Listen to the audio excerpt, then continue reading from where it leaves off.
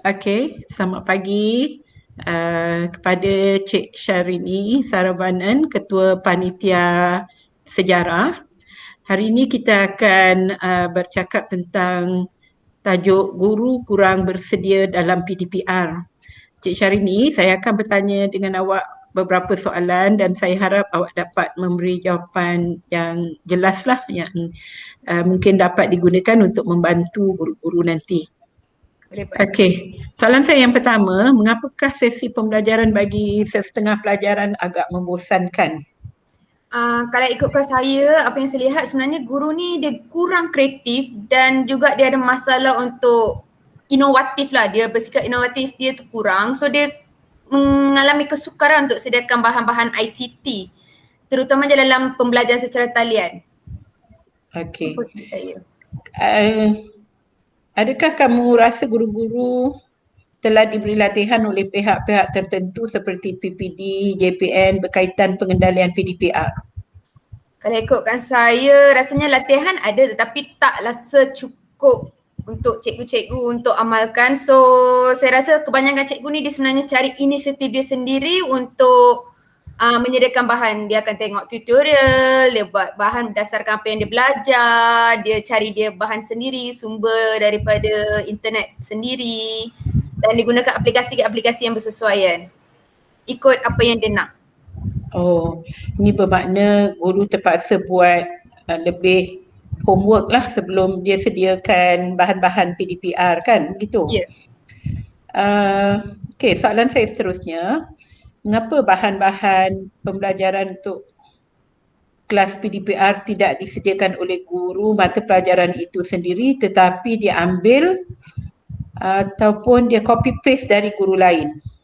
Sebenarnya ada dalam kalangan cikgu-cikgu ni dia adalah kurang mahir. Kalau kita lihat kan ada cikgu yang kita tak dibiasakan dengan ICT. Bila di maktab dulu ataupun IPG dulu kita selalunya ditrain dengan tradisional. So ada guru-guru ni dia kurang mahir dalam bidang teknologi. So itu yang menyebabkan dia rasa lebih mudah untuk mengambil daripada orang lain. Okey. Jadi mau tak mau terpaksa jugalah guru yang kurang mahir ni berusaha untuk cara mendapatkan bahan ya nak buat PDPR. Jadi kamu rasa adakah guru bersedia daripada segi fizikal dan mental untuk menjalankan PDPR? Dia nak dikatakan guru ni dia bersedia je, dia akur dengan apa yang disuruh. Kalau dia disuruh buat PDPR dia akan ni je, tapi dari segi mental dan fizikal ada yang segenap ni bersedia, ada yang mungkin kurang sikit bersedia. Mau apa ni, mereka tetap berusaha lah ya, physical, mental terpaksa juga mereka hadapi apa juga cabaran lah dalam PDPR ni. Jadi soalan yang seterusnya, manakah kemahiran guru dalam aplikasi yang diguna pakai dalam PDPR? Terutamanya kemahiran teknologi maklumat. Kalau guru-guru ni dia sebenarnya dah lama dah dia didedahkan dengan kemahiran teknologi. Malah kalau kita tengok kan ada kebanyakan cikgu-cikgu dia dah mahir. Dia memang ada kemahiran ICT dia memang bagus. Tapi ada juga guru yang kurang mahir. Tapi diorang berusaha belajar, dia cari ilmu sendiri dan dia cuba sedaya upaya dia supaya PDPR tu boleh dijalankan dengan baik. Ya, baik. Ya.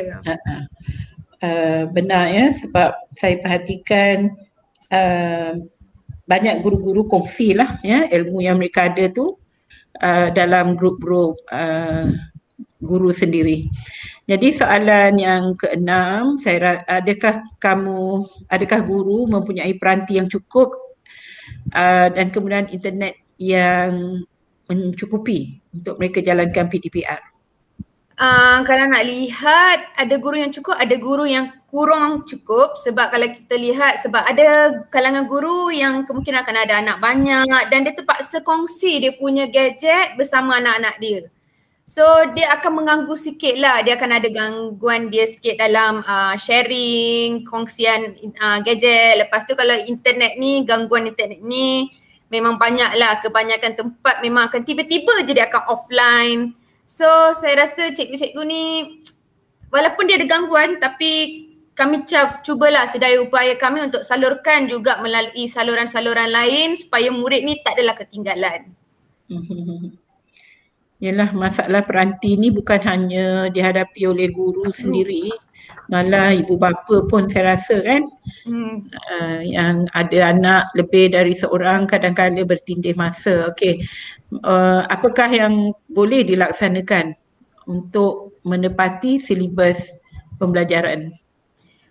Kalau dilihat macam saya sendiri, saya akan sediakan nota ataupun latihan tambahan sebab kita kadang-kadang masa yang diberikan dalam PDPR tu terhad tapi kita nak kejar silibus. Saya akan sediakan nota tambahan di mana budak boleh rujuk bila-bila masa dan dia boleh buat latihan tambahan dalam GCR dia. Betul. Jadi nota ni pun boleh dikongsi rasa saya kan, daripada kita buat nota kemudian setiap guru terpaksa pecah kepala nak fikir apa nota nak bagi. So kita boleh bersama-sama berkongsi nota tu. Soalan yang ke-8, bagaimanakah guru boleh mengatasi masalah dalam proses persediaan bahan bagi PDPR? Kalau tanya saya rasa sumber dan bahan digital ni kenalah diperbanyakkan, especially kalau saya rasa kalau KPM boleh sediakan macam sekarang pun KPM ada sediakan TV didik.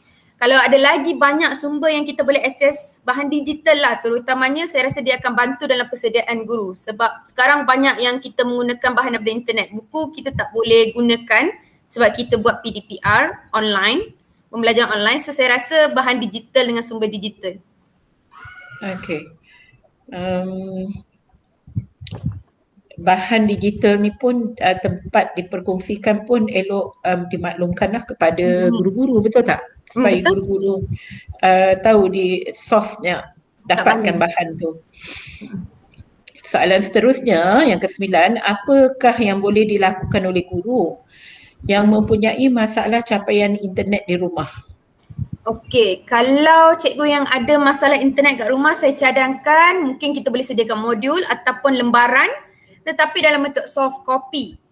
Kalau nak PDF kan pun boleh, apa-apa bentuk yang sesuai dan kita edarkan melalui WhatsApp ke Telegram sebab untuk makluman memang Telegram dengan WhatsApp ni dikurang lah kiranya internet yang dipakai tu tak adalah mencapai seperti video atau apa-apa.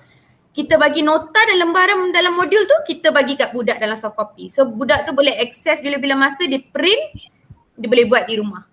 Okey. Bagaimanakah persediaan guru terhadap sesi PDPR 3.0? Ini ialah PKP yang ketiga kita jalani.